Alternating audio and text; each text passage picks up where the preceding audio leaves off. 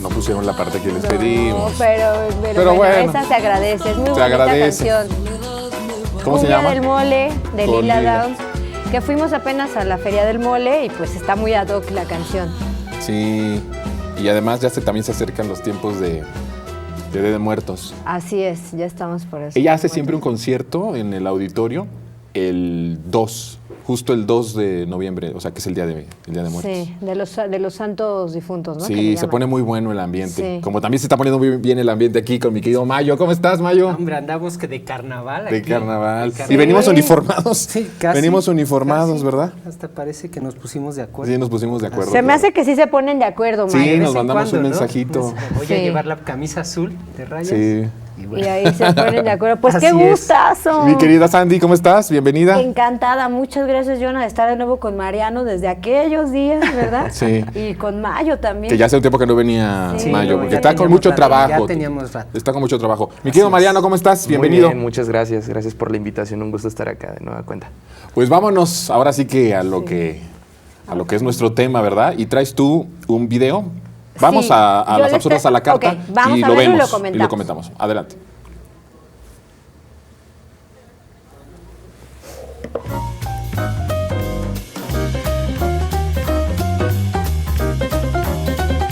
¿Cómo aquí pudo usted comprar una playa de esta naturaleza en el precio que la compró? A ver, eso que dice la gobernadora, por eso te digo. ¿Dijo que en 30 centavos el metro? A ver, son temas demenciales, Carmen. A ver. Hay que entenderlo. Por eso entendemos la posición. ¿Cuánto le costó el precio? ¿En Por 1,000 eso pesos? ahorita te digo.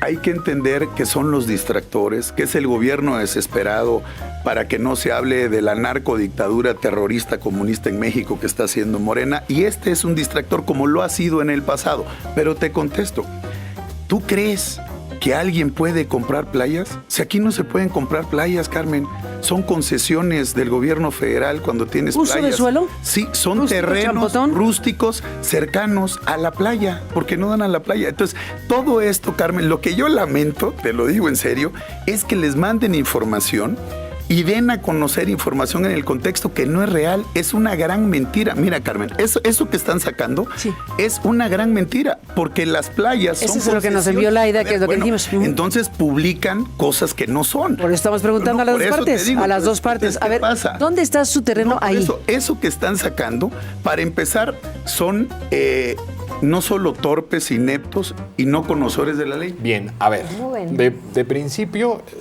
yo he visto personas que como que dicen, ay, mira Aristegui, qué aguerrida y cómo le pregunta. En realidad está haciendo una gira de medios Alito desde hace un tiempo, en donde lo están como apuntalando como el héroe de la oposición.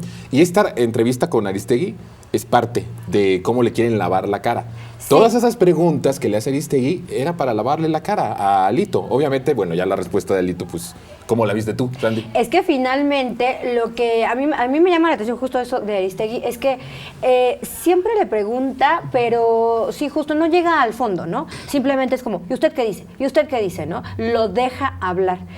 Cosa que Aristegui pues se ha puesto bastante feroz con otros personajes, ¿no? Sí, con los de la 4T, por ejemplo. Exactamente, ajá. Ahora, vamos a ver lo de la respuesta de Alito. Resulta que esto obedece, todo este asunto, a la nueva ley de expropiaciones que se aprobó en el estado de Campeche, lo cual hace que salgan estos terrenos de Alito, que ojo, él menciona que son terrenos rústicos, casi hablando de, pues es un ranchito, ¿no? No, para nada. Son más de 7 hectáreas que fueron expropiadas, que si bien no están todas a nombre de Alejandro Moreno, están a nombre de la mamá de Alejandro Moreno, de su familia y de Yolanda Mercedes Cárdenas Montero y del arquitecto que es Juan José Salazar Ferrer.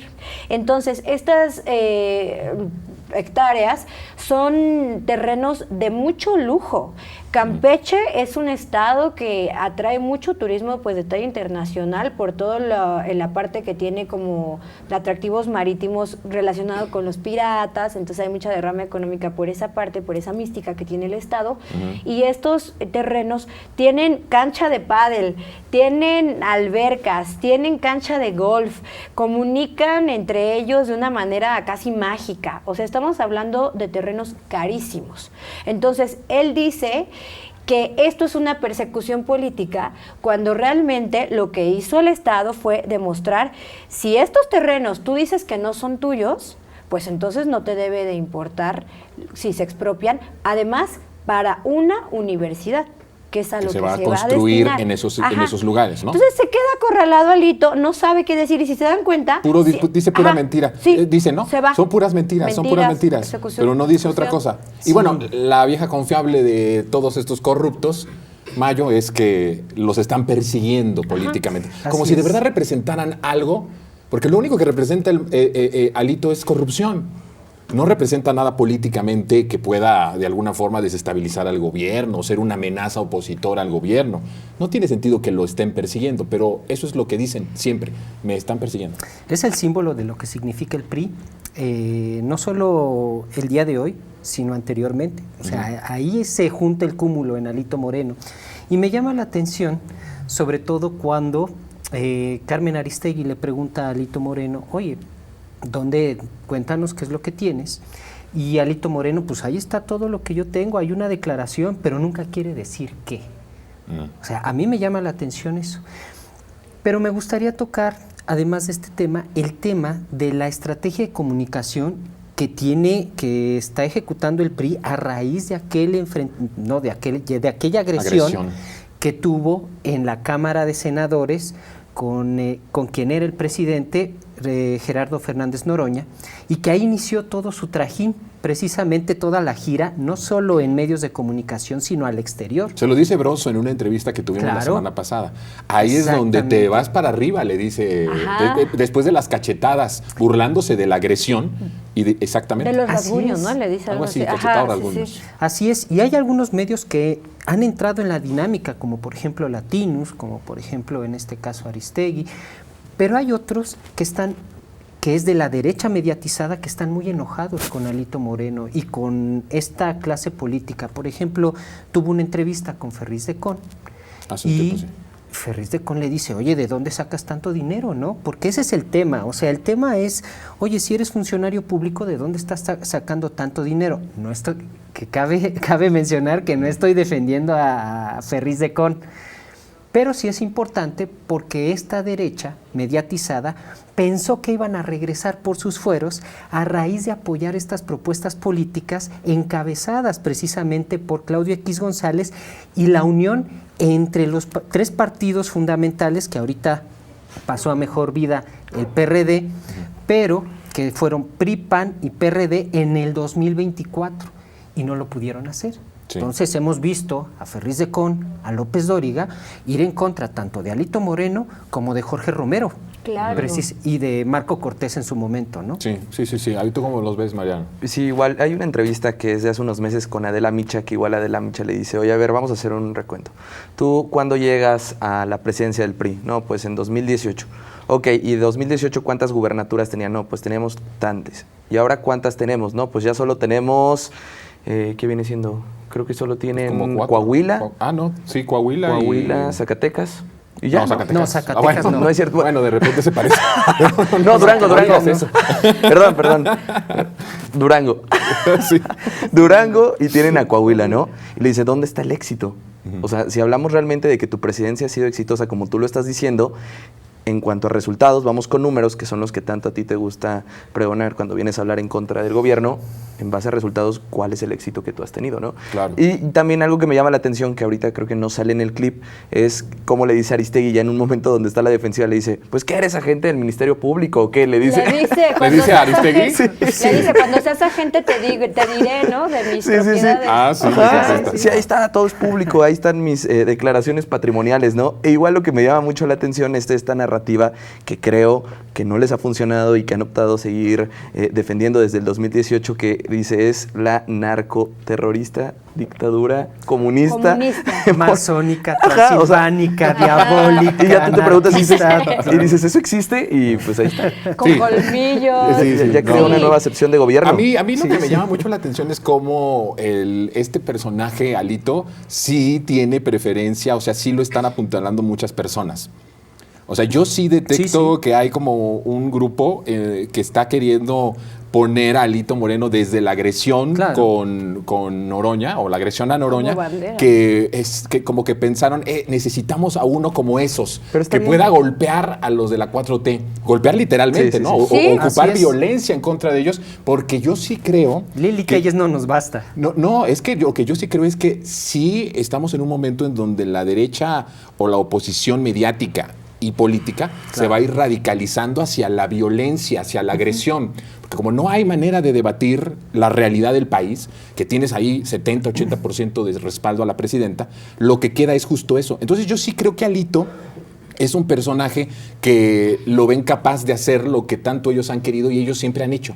Cuando pierden, ¿qué hacían? Fraude. Cuando alguien los incomodaba, ¿qué hacían? Lo mataban, lo desaparecían.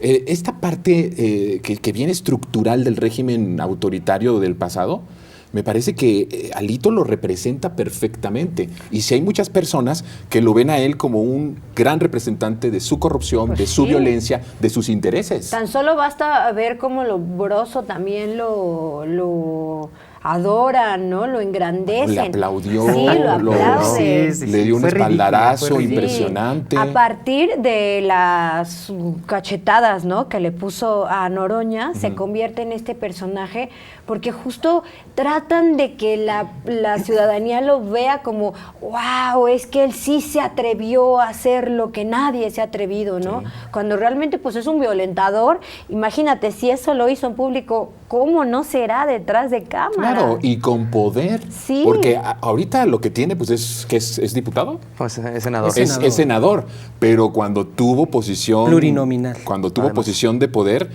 ¿qué no habrá hecho? ¿No? Si ante los ojos de miles de personas que estábamos viendo esas imágenes de cómo era violento, de cómo golpeaba en ese momento todavía el presidente Así del es. Senado, que era Noroña, ¿qué no habrá hecho justamente como tú dices en lo oscurito? Pues, hay bueno, una frase famosa, ¿no? Que le sacó Laida Sansores, ya gobernadora de Campeche, hablando de la prensa, ¿no? Que a la prensa no había que matarlos, sino que había que No, es una grabación retirarles. Es una grabación que de había él diciendo eso. que retirarles el financiamiento, ¿no? Que era la forma de tú controlar a la Matarlos prensa. de Sí, hambre. matarlos. Sí, Sí, no, matarlos de dice, hambre. no hay que a la prensa no hay que matarlas con las balas. Dice, hay que matarlos de hambre. Ahí está justamente Alito con Moreno. eso. Bélica. Oigan, pero hay otro video que yo sí quisiera que lo viéramos porque escribió un libro, Ciro Gómez Leiva, respecto a su atentado. Hemos tenido aquí cosas la semana pasada, pero ahora tocó que lo entrevistara Azucena Uresti en Radio Fórmula. Y vean ustedes la entrevista y lo que ambos decían o lo que ambos dijeron. ¿Descartas por completo, Ciro, la posibilidad de un crimen de Estado? No lo descarto. La hipótesis ahí estará. Lo que no tengo, y van a ser ya 3 años, no tengo forma de probarlo. Y he buscado, he juntado toda la información posible, he trabajado, pero no tengo información para decirlo. Y desde el primer día, desde la mañana siguiente, dije, no seré yo quien se ponga a tejer hipótesis que lleven a sospechar, suponer que fue un crimen de Estado. Si algún día llegara a tener las pruebas, si es que existieran, las haré públicas hoy. Hoy no lo tengo y me parecería de una irresponsabilidad brutal, criminal, decir que fue un intento de crimen de Estado. El que no tengas las pruebas no quiere decir que no haya una posibilidad. No tengo, también lo digo en el libro, no estoy acusando a nadie, tampoco estoy exonerando a nadie. A ver, Mariano, ¿cómo ves? Porque yo sí veo varias cosas ahí como contradicción, ¿no? Porque el propio Ciro Gómez Leiva está diciendo sería como irresponsable, pero al final, si usted se da cuenta, toda su narrativa señala a que Andrés Manuel es el que lo mandó matar, ¿no? Y que no pudo matarlo. Y luego Azucena, cuando ve esto, en vez de que asumiera una pregunta para justamente señalar o ahondar en su contradicción, de decir, no tengo pruebas, pero al final como que sigo sosteniendo esto, no, al contrario, le dice, pero el que no haya pruebas no quiere decir que no haya sido de esa forma, que el Estado haya ejecutado algo en contra tuya. Claro, bueno, ahorita estaba recordando, si quieren realmente ver una entrevista un poco más interesante sería con Denise Merker, que habla con Ciro Gómez Leiva. La tuvimos la semana pasada, Ajá. esa de Denise, ¿verdad? Sí. Al respecto de cómo se contrapone ahí Ciro con Denise Merker. Y Ciro en esa entrevista sí es mucho más reaccionario y dice que sí, que el presidente López Obrador seguramente tuvo que ver en ese atentado que él tuvo. Y lo manda al diablo. Sí. Ahí lo manda al diablo. Dice que Cierra al con Bart eso. lo perdone Dios. Sí. Y Andrés Manuel que se vaya al diablo. Así es, pero aquí lo de Azucena Oresti sí es lamentable porque pese a que ya le está dando una respuesta y le está diciendo no tengo ninguna prueba, no tengo nada que sustentar que haya sucedido algo así, le dice, pero no lo descartas, ¿verdad? O sea, siguen generando esta narrativa que el presidente López Obrador haya estado detrás de este atentado, lo cual a mí me parece muy lamentable porque creo que a Ciro Gómez Leiva lo que tanto le dolió fue ser uno de los personajes principales que se le desmintió en las mañaneras y ponerlo en el foco público, el presidente López Obrador evidenciar todo esta narrativa y estas líneas discursivas que él creaba en contra del gobierno, y no solo del gobierno, en sí de la izquierda, ¿no? O sea, en sí de lo que representa la 4T, en sí lo que representa el movimiento de López Obrador, el presidente López Obrador, porque, bueno, Ciro Gómez Leiva no es un adversario del presidente del 2018 a la fecha, o cuando él llega al poder, ¿no? O sea, ahí, pues, se contraponen, ¿no? Desde tiempos que anteceden a la administración del presidente López Obrador. Entonces, creo que eso realmente es lo que lo tiene tan lastimado, ¿no? Inclusive más que Loret de Mola. Loret de Mola nunca ha hablado así del presidente López Obrador, ni siendo Loret de Mola, que lo evidenciaron con cuentas en la UIF, que lo evidenciaron en cuanto a todos los movimientos económicos que él ha tenido a partir de que encabeza Latinos, no ha dado estas declaratorias que ha tenido Bueno, tal vez porque no ha tenido no ha sufrido un atentado. Claro, pero y no vive acá tampoco. Y en el caso de Ciro, escribe un libro y al final escribe este libro, pero cuando va a las entrevistas, en vez de hablar de lo estructural del libro, de la investigación o de los datos o de cómo él vivió su historia, pues va justamente a hacer una acusación al presidente. Claro, creo en que todos también, los espacios. También depende mucho del temperamento de aquí, del periodista, ¿no? Que estamos viendo. Ciro, pues ha sido una persona que sistemáticamente ha mostrado un odio directo hacia la figura de Andrés Manuel López Obrador, y justamente es por eso que se le expone de la manera en la que se hace en las mañaneras. Se menciona su nombre, no sé cuántas veces dice según él que las tiene contabilizadas, porque él no paró durante todo el sexenio y aún no para de seguir transgrediendo el nombre del presidente, ¿no? A diestras y siniestras. Ahora, dice, él usa el no tengo pruebas pero tampoco dudas, ¿no? Bueno, entonces es lo mismo, la misma infamia que dice que sería asegurarlo, lo está cometiendo, porque igual lo está poniendo sobre la mesa. Claro. Y la duda... O dejando ahí la duda. Exacto, y la duda es mucho más poderosa que cualquier argumento que pueda mostrar, porque está poniendo en duda de la verosimilitud de un presidente, sí. ¿no? Lo que pasa es que yo noto que esta correlación de equilibrios, Mayo, desde que llegó el presidente Andrés Manuel con la mañanera y los medios de comunicación, es algo que ellos no entendían y no entienden porque nunca convivieron así con el poder.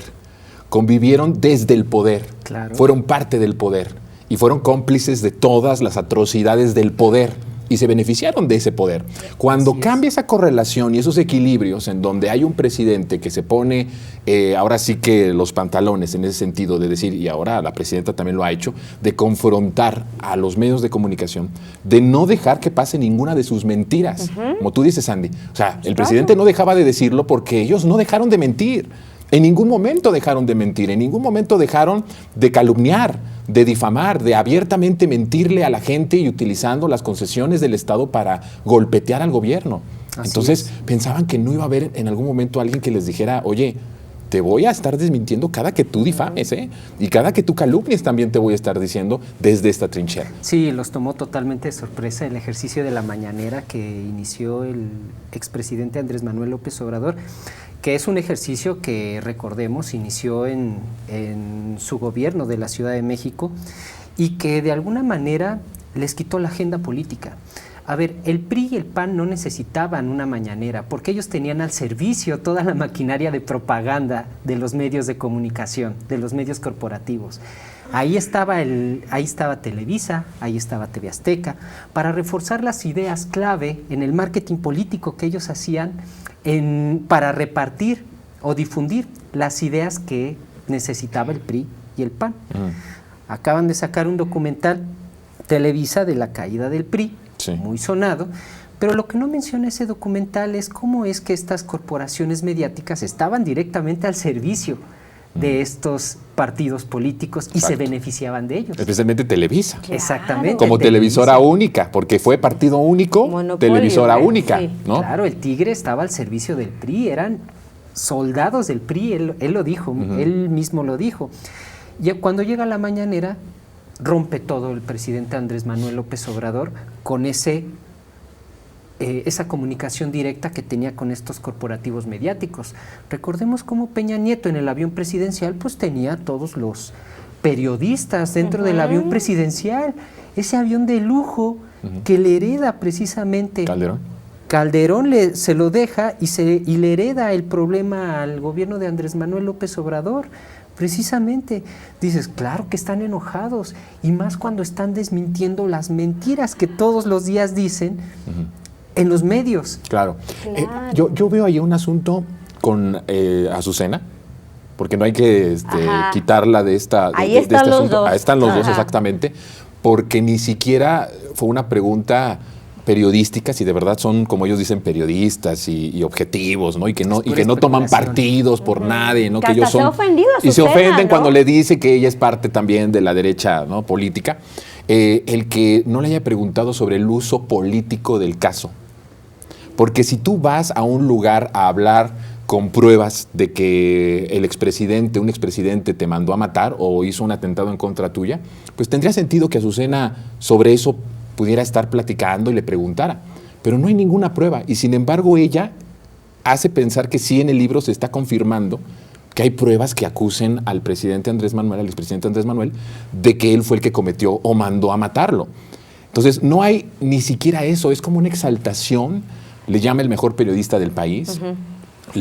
Ahora sí que prácticamente lo canoniza como el mejor, como un mártir.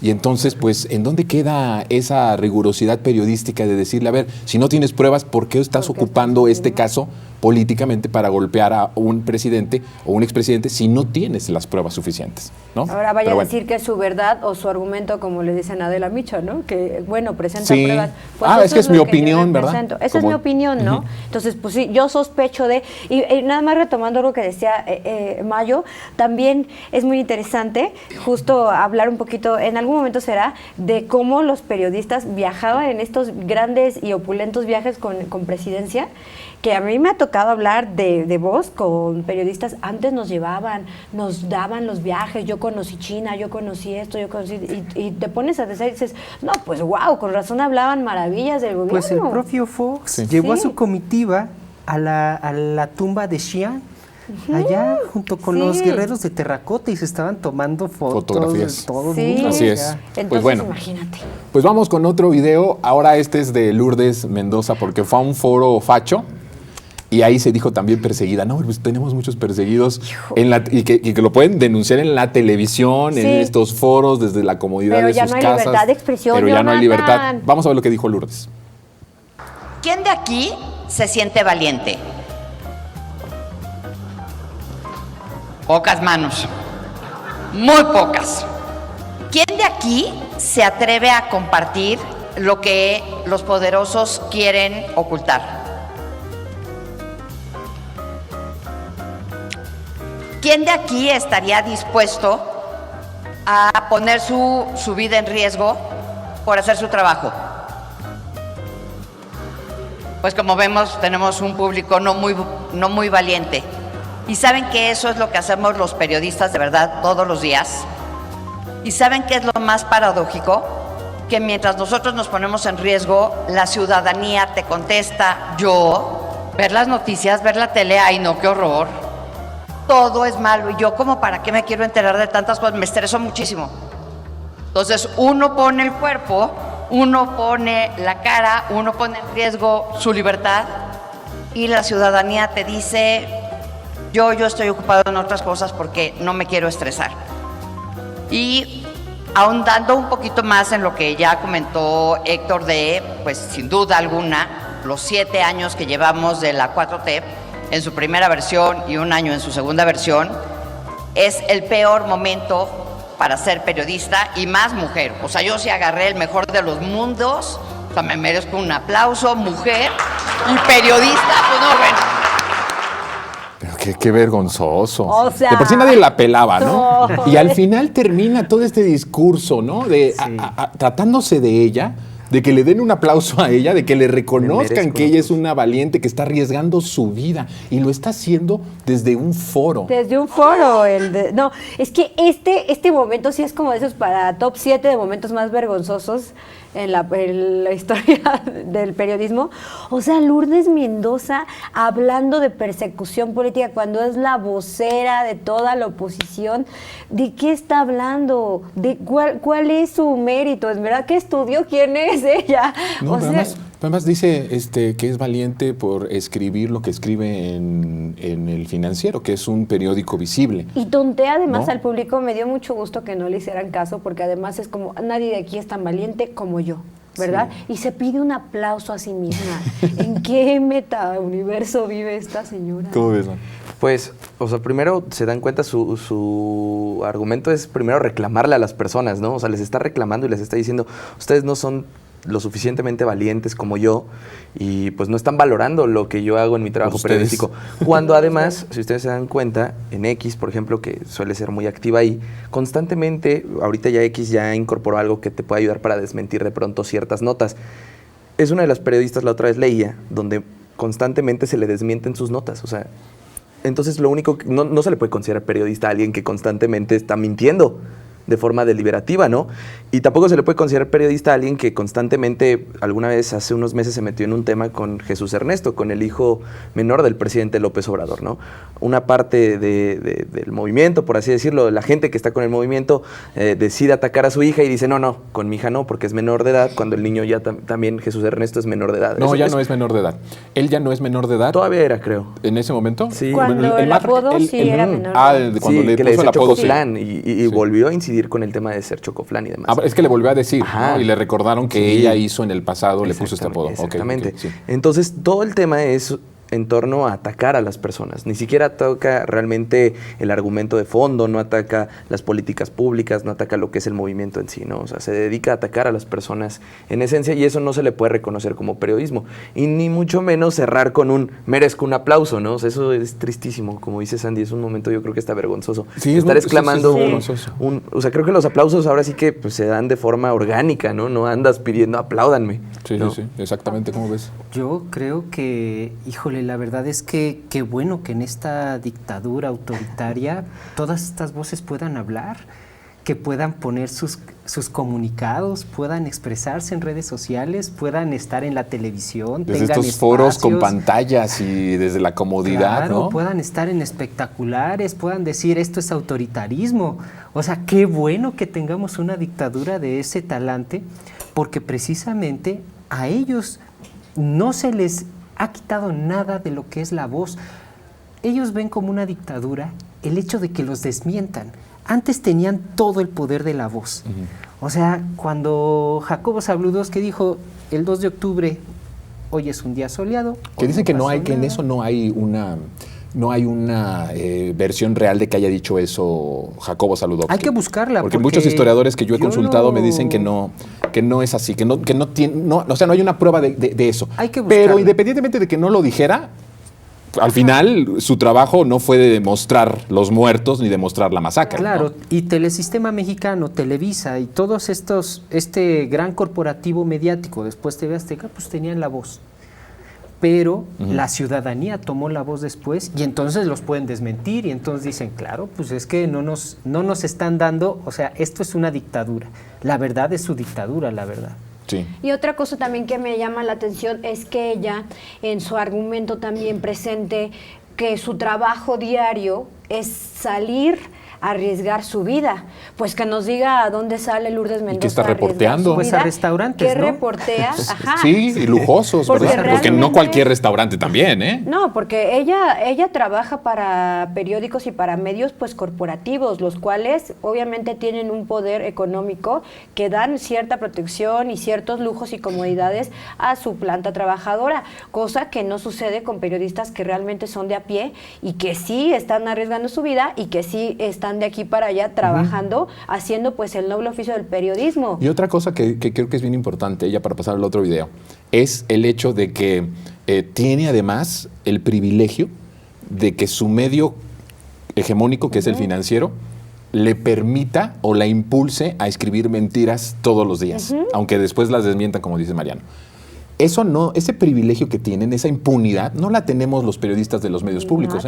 Porque aquí si uno miente o hace algo que de alguna forma amenace ciertas cosas en cuestión de libertades o cuestión de esas, o esté constantemente mintiendo, constantemente calumniando, no nos la perdonan, ¿eh? No, o sea, hay organismos bueno, hay defensoría de audiencias, hay procedimientos en donde al final pueden incluso despedirte. Sí. Ellos no tienen ni eso. O sea, ellos les toleran abiertamente o patrocinan o les pagan por mentir. Porque, a ver, a Lourdes le pagan, ¿eh? Sí. O sea, ella no escribe su columna en el Financiero de a grapa, o sea, de a gratis. No. Le pagan por mentir. Mira, tienen todavía ese privilegio de mentir. Y nada más me gustaría mencionar tanto privilegio que tiene esta señora que me llama la atención. Ella tuvo una acusación de que supuestamente Emilio Lozoya le había dado una bolsa Chanel de casi 100,000 pesos que se le compró, ¿no? Esa historia es de que fueron a Polanco, le compraron la bolsa de casi 100,000 pesos y se la había dado para que hablara bien de funcionarios del gobierno de Peña Nieto, de Luis Videgaray, me parece. Entonces, ella mete un juicio por difamación. Y lo gana. Sí, lo gana. Lo gana. Entonces, dime tú qué periodista tiene esos beneficios de poder argumentar en un juicio cuando hay una difamación y ganarlo. Realmente es un privilegio. Y era un privilegio. El privilegio de mentir. Es el privilegio de mentir, sin duda alguna. Y hay otros, siguiendo esta misma línea de los privilegiados, que dicen... Hasta parece nombre de telenovela de Televisa. Pues los privilegiados. El privilegio de mentir. Sí, no, bueno, se llamó una novela así. Y ellos tenían un programa del privilegio de mandar. Acuérdate, que utilizaron en la campaña contra Andrés Manuel, lo ridiculizaban, hacían parodia de Andrés Manuel para ridiculizarlo. Y después del fraude electoral, lo quemaron ahí, lo destruyeron mediáticamente a través de ese programa que se llamaba El privilegio de mandar. Ahora ellos tienen el privilegio de mentir. Y sin censura, sin que nadie les diga absolutamente nada. Bueno, obviamente nosotros sí.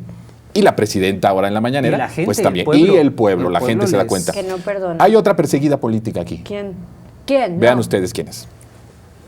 Todavía se podía hablar de política. Ya no se puede hablar. No, ya no se puede hablar de política. ¿Por qué será? Pues se llama como, ¿qué se llama? Miedo, indignación. ¿Cómo se llama? No sé. Yo creo que está... ¿Control de los medios? ¿Nosotros los controlamos? ¿Como lo hacía Echeverría? ¿Como lo hacía Díaz Ordaz? Yo creo que sí, en esa época estamos, como que volvimos a... ¿Como que retrocedimos? Ay, sí, yo creo que... Acuérdate que Salinas también todavía estuvo. El que destapa esa libertad de expresión la abre es Cedillo. Fuera mal presidente o no. Y luego los abrió. panistas también, claro que sí. Los panistas también. Sí, acuérdate cómo le hablábamos a su señor. A Fox lo reventaba. Lo reventábamos y a su mujer igual, ¿te acuerdas? Y luego Calderón vuelve como medio a cerrar. Calderón vuelve... A cerrar la puerta un poquito, pero la deja abierta. Un poquito porque su esposa era como muy, ¿te acuerdas? Como muy seria, Margarita muy tranquila, Entonces como que no había chance para la broma, no había chance. En cambio, con todas las demás, pues sí, nos burlábamos y hacíamos y nos cagábamos de la risa y era padre también eso. A ver, Susana. Ahora ya no hay tolerancia, ahora ya no le puedes decir gordo a nadie, no le puedes decir... Eso de que violencia de género de misco. Lo del... violencia de no sé qué. Olvídate, antes que nos decíamos entre nosotros, ya cállate. Eso ya no se puede hacer. Sí, porque antes en la televisión, pinche burro, así me decían. Sí. O sea, ya no se puede hablar de política y dicen que estamos casi en los tiempos de Díaz Ordaz. Y yo no vi ahí a militares, policías que los estuvieran arrestando. Lo están haciendo a cuadro con es un jardín muy bonito, tal vez de la casa de alguno de ellos. Están hablando, ella está sentada muy cómoda en un silloncito, él también, hablando de que no hay libertad de expresión, de que hemos retrocedido. Y se atreven a decir que incluso volvimos o estábamos mejor en los tiempos del PAN. Es que esta escena... Que ahí sí había libertad. Es todo lo que está mal, de verdad. Esta escena, o sea, la veo, hasta entre nosotros ahorita, viendo aquí detrás de cámara, nos quedamos viendo así de qué estamos viendo, ¿no? Para la próxima pongan una así. Sí, y yo voy a estar así, ¿no? Así para que estemos así. De entrada hablando que en los otros sexenios se podía todavía mofarte con los presidentes, te podías llevar de piquete de ombligo, pues claro, porque pues ¿a qué grupo pertenecen estos dos personajes, no? Pues son televisos, que Margarita era seria, recatada, que antes se podía hacer bromas de los gordos, de los flacos, bueno, porque venimos de la generación boomer, que todo lo que estaba mal fue visto bien. Dice violencia de género, mis cojones. Dice el burro. Bueno, ¿no? Nada más para que no se le olvide a la audiencia que el burro fue de estos personajes de Televisa que se dice, y de muy buenas fuentes, que era el que hacía los falsos castings, el que apoyó estos catálogos, el que hacía toda esta sistematización también de ver a la mujer como un objeto. Estos son los padres de ese mecanismo. Sí, ¿no? Pero a ver, esta parte donde dice hay control de medios. Control de medios. ¿Quiénes son los que están controlando los medios? ¿Quiénes son? Tres cosas, ¿no? Dice, da miedo hablar de política. Yo creo que más bien le da miedo a la funa. ¿Cuál es la funa? Que la mayoría del pueblo está con un movimiento. Claro, y que se lo vayan a reclamar en el superchat o en donde sea, o en la calle. Absolutamente toda la gente, más allá de tener una ideología política, también tiene derecho al ocio y al entretenimiento. Y pese a que sí llegan a consumir sus programas, si ellos llegan a entrar en un tema de criticar con argumentos bastante débiles al gobierno, pueden llegar a perder tema de audiencias. Yo creo que ese es el miedo que ella habla, no un miedo realmente donde el Estado esté usando su poder y su coacción para trastocar su libertad de expresión. O sea, yo creo que más bien el miedo es ese, que ellos critiquen al gobierno y puedan perder audiencia o puedan perder dinero, ¿no? De cierta forma. Después hablan de que en la época del PAN, pues si Carmen Aristegui tuvo que salir exiliada de México por haber dicho que Calderón había estado en la toma de cuando se inauguraron los Juegos Panamericanos en Guadalajara, que llegó borracho, ¿no? Y hizo toda una investigación en torno a eso. Igual en la época de Peña Nieto, estoy hablando ya en tiempos contemporáneos, ¿no? Sí. Porque ella dice del PAN, o sea, el PAN es, al final de cuentas, forma parte de la política contemporánea, ¿no? Sí. Creo que no tiene memoria histórica. Pero ni siquiera fue por el asunto de la investigación, fue porque Aristegui le pregunta al aire, hace una pregunta de si el estado de salud de un presidente, en este caso, por la posición de que tal vez pudiera estar con un problema de alcoholismo, que recordemos que es un problema de salud esa, ¿eh? Sí, claro. O sea, porque no se ve a lo mejor de esa manera, pero Aristegui lo preguntó en ese sentido. Sería bueno conocer el estado de salud del presidente. Sí, es una condición. Y solo por haber hecho esa pregunta, terminó prácticamente la corrieron. El otro que dices bien, José Gutiérrez Vivo también en tiempos de Fox, evidentemente. Y mira, ahorita que dices eso de un problema de salud, fíjate, lo que no pasó con Andrés Manuel. ¿Se acuerdan cuando especulaban que él estaba muy enfermo y que se lo habían llevado y todo? ¿A quién persiguieron por aseverar ese tipo de cosas? Por inventarle enfermedades. ¿A quién se persiguió o quién fue exiliado, como en el caso de Carmen Aristegui? Sí. Pues Mario Di Constanzo decía, ¿no? Tengo aquí información de que acaba de aterrizar un helicóptero aquí en Palacio Nacional y lo transportaron a Campo Marte y demás. En una gira, de hecho, por el sur. Sí, ¿se acuerdan? Sí, es verdad. Donde se le ve al presidente mal. Bueno, cuando el presidente Andrés Manuel se enfermó de COVID, todo lo que no inventaron, ¿no? Alrededor de él, ya estaba muerto. Pero eran sus deseos, ¿no? En realidad. Claro, era la proyección de lo que desean tanto. Claro, en realidad, precisamente no había una secretaría de gobernación que le hablara a los periodistas, oye, ¿sabes qué? Bájame esta nota porque esta nota no va como en los tiempos del PRI. Fíjate que eso sí sucedía. Sí, sí sucedía. Y les voy a decir una cosa, antes de irnos a la pausa. Adriana Pérez Cañedo, que es una periodista que estuvo en el 11, el 11 Televisión Pública, pues es una institución. Hay que decir que sí lo es, porque mucho tiempo condujo los noticiarios. Y en una entrevista que le hacen, cuando le preguntan en qué sexenio hubo menos libertad de expresión, ella dijo, en el de Peña Nieto. Dice, yo nunca había vivido en todos mis años de carrera, 20, 30 años de carrera periodística, que tuviéramos montado ya el noticiario y que Gobernación supervisara nuestra escaleta y nos dijera qué cosa sí podía pasar y qué cosa no podía pasar. Y Adriana Pérez Cañedo no es, que digamos, una Pro 4T, nada que ver de Pro 4T. Pero tenemos que hacer una pausa, todavía hay mucho más aquí, en Lo Más Absurdo en los Medios.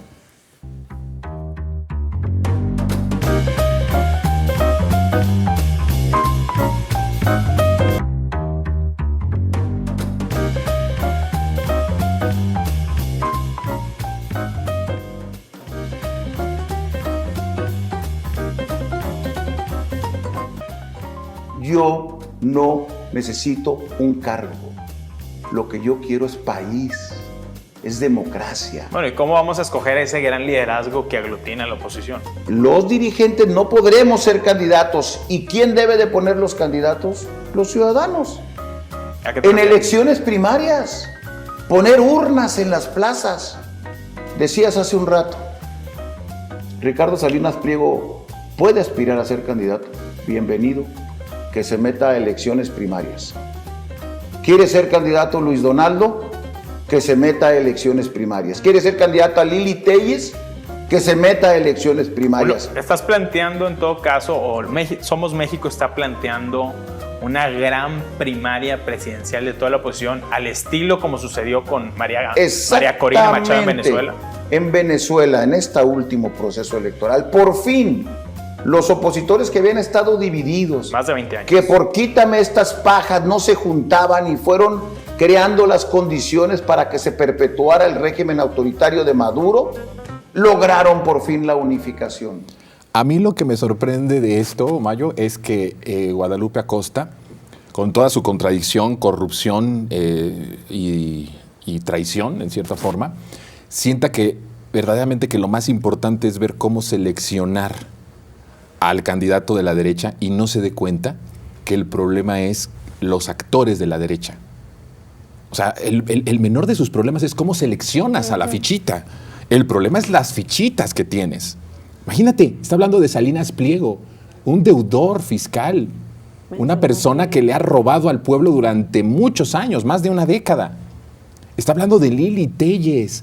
Es que es el punto, Mayo. No se dan cuenta. El problema no es cómo selecciones a las fichitas. El problema es que tienes unas fichitas. Todas son unas fichitas. Claro, es que creo que tienen una ceguera. Toda la derecha en realidad tiene una ceguera. Esta derecha histórica, que inclusive Acosta Naranjo, que viene del PRD, de los Galileos, precisamente, y que toman posteriormente el partido del PRD después de la elección del 2012, lo toman ya como tal y se unen al Pacto por México y ya son totalmente derecha junto con los chuchos. Claro. Evidentemente tienen una ceguera tanto Alito, hablábamos de Alito hace rato, Acosta Naranjo, también la tienen los medios de comunicación, lo tienen Ciro Gómez Leiva. Todos estos personajes tienen una ceguera, creen que tienen autoridad moral para hablar y que la gente no tiene memoria histórica de lo que han hecho. Me parece que Acosta Naranjo ve todo este panorama porque quiere desviar la atención en la selección de mucha gente que piensa que el proceso venezolano, por ejemplo, María Corina Machado, es una opción dentro de Venezuela, pero forma parte de todo este tinglado que tiene Estados Unidos para derrotar precisamente a gobiernos progresistas en la región, para tomar el control de muchos de estos países. Y son aliados de estos países. El propio Alito Moreno, en su entrevista con Aristegui, casi exclama, claro, o sea, nosotros que es que vamos a hacer cooperación. Oye, ¿le estás dando todos los casos allá a Estados Unidos? ¿Estás yendo a Estados Unidos a negociar? Claro que tratas de que jalar agua a tu molino y decir, allánenos el terreno y nosotros les entregamos el país. Casi como en el siglo XIX los conservadores fueron a Francia a entregar el trono de México. Así casi lo están haciendo. Hay una parte donde dice Sandy que quiere país. Dice que quiero país. Pero ¿cuál es el país que quieren? Acordémonos que Acosta Naranjo fue uno de los que estuvo muy pendiente, o más bien tuvo una, digamos, una intención muy fuerte de justamente firmar el Pacto por México. O sea, es uno de los grandes impulsores del Pacto por México. Y lo que significó el Pacto por México, pues fue justamente despojo para nuestro país. O sea, él que dice, no, lo que yo quiero es que haya país. No, pues es que tú fuiste parte de ese que promovió el Pacto por México, que casi nos deja sin país, porque era la privatización de nuestros energéticos. Se privatizó Pemex, se desmanteló la Comisión Federal de Electricidad, estaba en proceso el desmantelamiento de la educación pública. Así es. Ellos son los que entregaron el país, los que desgraciaron al país. Justamente, y ahorita que mencionas lo de, y Mayo también, se preocupan por quién van a elegir, ¿no? ¿no? Por el candidato y las fichitas que tienen, pero también cuál es el proyecto que tienen, ¿no? Que eso fue realmente lo que se vino trabajando con el expresidente Andrés Manuel. Eso es lo que representó la 4T, que pueden gustarles o no a muchas personas ahora, esto es totalmente, ¿no?, válido, pero fue un proyecto que se vino gestando por muchos años como una oposición muy sólida. Realmente ahorita, ¿cuál es el proyecto que ellos estarían defendiendo mucho más allá de un candidato? ¿Qué nos van a presentar? Pues ya ves, ¿no? Él dijo Salinas Pliego, dijo Lili Telles, ¿no? Pues sí, inclusive estaría bien que fuera alguno de ellos, porque bien dicen ustedes, ¿no? Se están otra vez centrando en únicamente elegir a un candidato, pero no en construir un verdadero proyecto. No en construir realmente algo que pueda representar o que pueda a la gente mover en cuanto a su ideología que hoy tiene de forma mayoritaria hacia la 4T y hacia el gobierno, ¿no? Sí. Y eso nos conviene porque algo muy similar pasó en 2024 con Xóchitl Gálvez, ¿no? Cierran filas de cierta forma unos meses antes, pongámosle un año antes, con una candidata que era más que evidente que no traía absolutamente nada, y creo que se puede volver a dar este mismo caso en 2030, ¿no? Que no han logrado encontrar realmente cuál es el punto de ellos gobernar México. Y más que ya están más que evidenciados. Bien dices tú, eso, o sea, volver a ese régimen de corrupción y demás es volver a ese régimen neoliberal de despojo. O sea, esa es la mejor definición. Y de entrega, entrega del país. Y la entrega de nuestro país. Exacto. Y eso, la gente, más allá de que estemos a favor o en contra de ciertos personajes que hay dentro del movimiento, es lo que ya no queremos más. No lo va a permitir. Y es la batalla cultural que no han logrado ellos disputar, ni siquiera intentar salir a territorio. Les es más sencillo a Alito Moreno ir a Washington a hablar con los gringos, ir a Perú a hablar con la libertaria que quita a Castillo, que salir a las calles a tratar de convencer a la gente con su proyecto, porque no lo hay. O a los medios de comunicación en esta gira que hizo. Oigan, pero, a ver, es como un multiuniverso.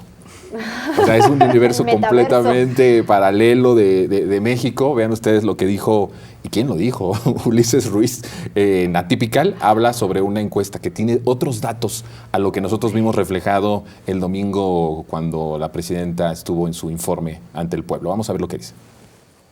La traba y que no les gusten los nuevos partidos, se están cayendo. Hoy las encuestas salen unas encuestas donde es contundente cuando se pregunta si la ley lo permitiera, si elegirían a Claudia Sheinbaum nuevamente. Y es contundente, casi el 70% dice que no.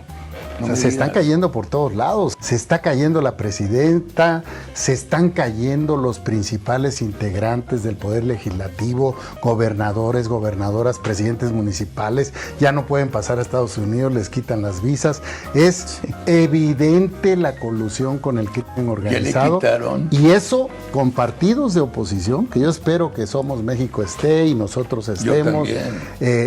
Sin duda garantiza que podamos equilibrar en el 27 el Congreso y que lo saquemos del gobierno a estos narcogobernantes en el... ¿Ves, Sandy? Ay, hombre, pero ya para si atreverte, es tu metaverso, ¿de dónde lo sacas? Pero ya para atreverte a decir que el 70% de la gente no votaría por Claudia Sheinbaum. O sea, si tú llegas a un nivel del 70% que rechace a un gobierno, es insostenible el gobierno. Y lo podrías ver, el reflejo más claro son las calles. O sea, si hubiera 70% de rechazo a la presidenta Claudia Sheinbaum, o que no volverían a votar por Claudia, estaremos viendo ese reflejo en las calles y veríamos proporcionalmente sus manifestaciones mucho más nutridas y mucho más grandes. Pero eso no está pasando. O sea, no se cansan de mentir y de hacer el ridículo. No, y dice, se está cayendo la presidenta cuando justamente el domingo acaba de mostrar todo el músculo que trae, toda la aprobación que trae. ¿En dónde se está cayendo? Pues para ir a ayudarla, ¿no? O sea, pues que diga dónde.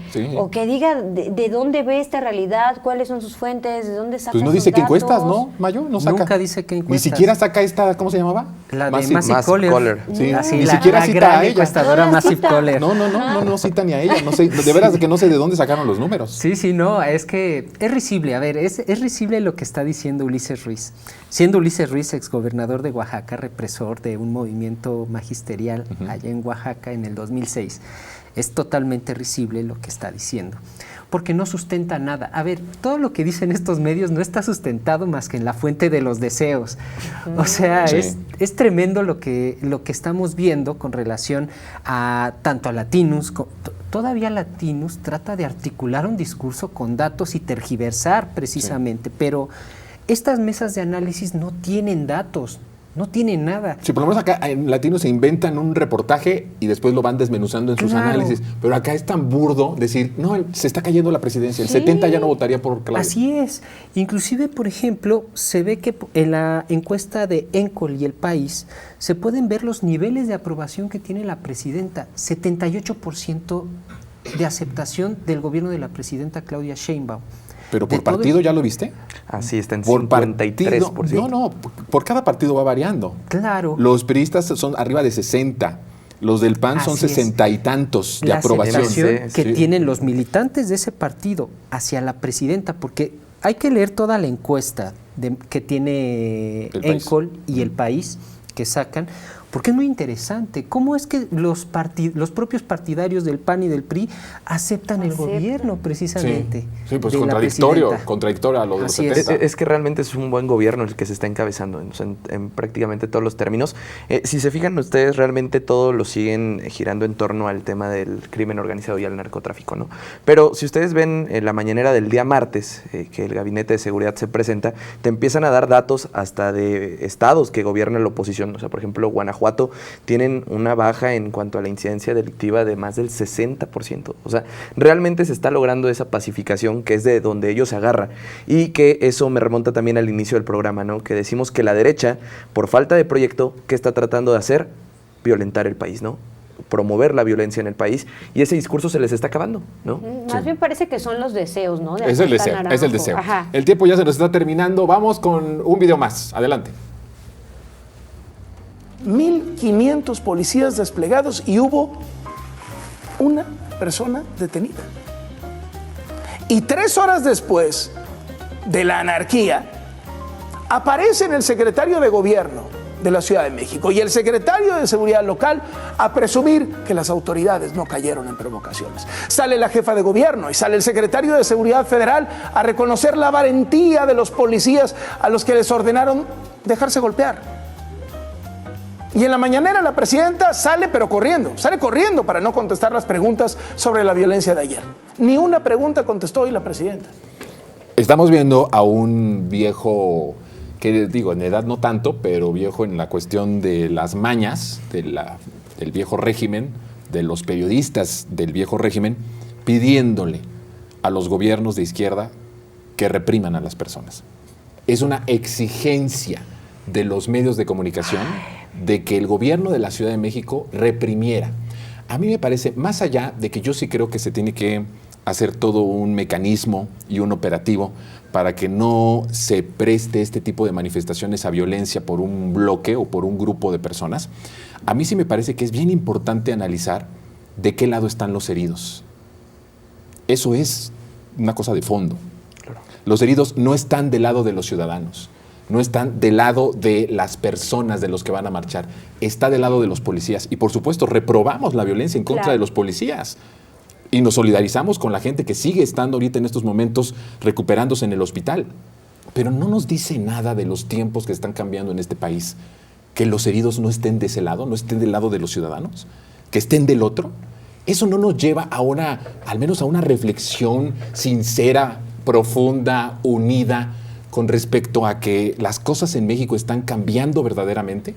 Por supuesto que reprobamos estas acciones, pero qué deshonesto de parte de ellos el pedirle a un gobierno de izquierda que reprima y no se esté dando cuenta de estos acontecimientos, de estas cosas, ¿no? Totalmente. Creo que era lo que ellos deseaban, una respuesta violenta por parte del gobierno de la Ciudad de México. ¿Y qué iban a decir si pasaba eso? Ahí está la represión, ahí está son lo mismo que el PRI, son lo mismo que Díaz Ordaz, ¿no? Y la verdad, sí, como tú dices, no aprobamos y obviamente queremos que ninguna parte salga herida, pero justamente en estas circunstancias, ¿cuál iba a ser el proceder correcto? Está entrampado. Los gobiernos que están entrampados. Tanto que Claudio X González puso una imagen de la presidenta, de Díaz Ordaz, ejemplificando una imagen muy grosera que tenía toda la pinta de estrategia mediática con relación a lo que está comentando Loret de Mola. Entonces, yo ahí lo dejo para... Vamos a pausa y ya nos vamos, casi.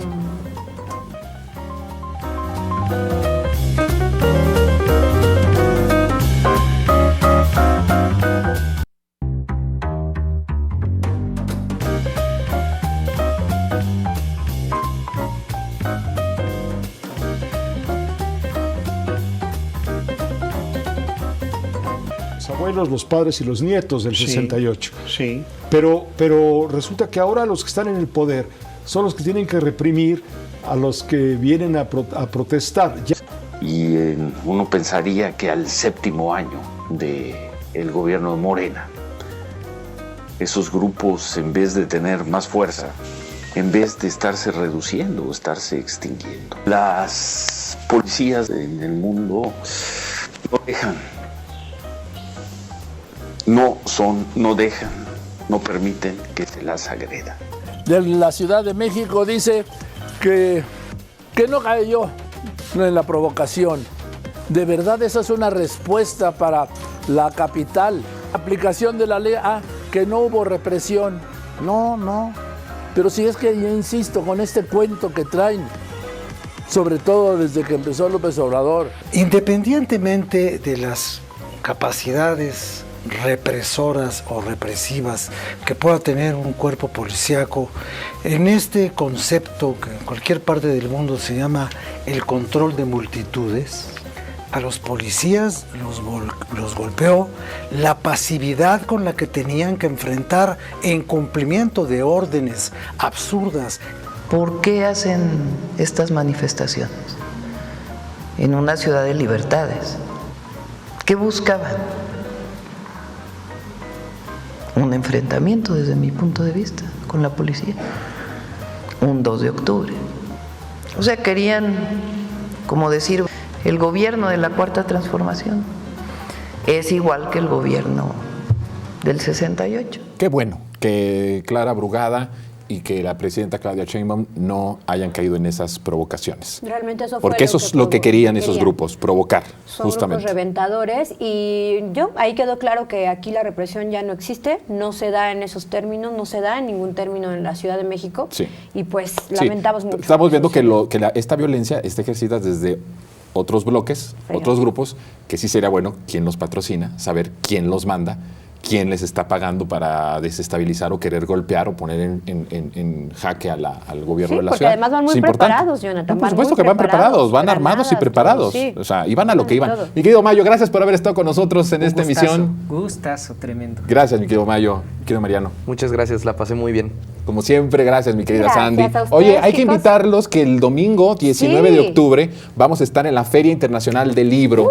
Así que no se puedan perder a las 14 horas en el Foro 2. Sor Juana ahí vamos Inés. a estar, es el foro de Sor Juana Inés. Ahí nos vamos a ver. Sí. Vayan. Y ahí, para celebrar, para hablar, para platicar, para conocernos. A gusto, conocernos, tomarnos la foto y ahí, platicar.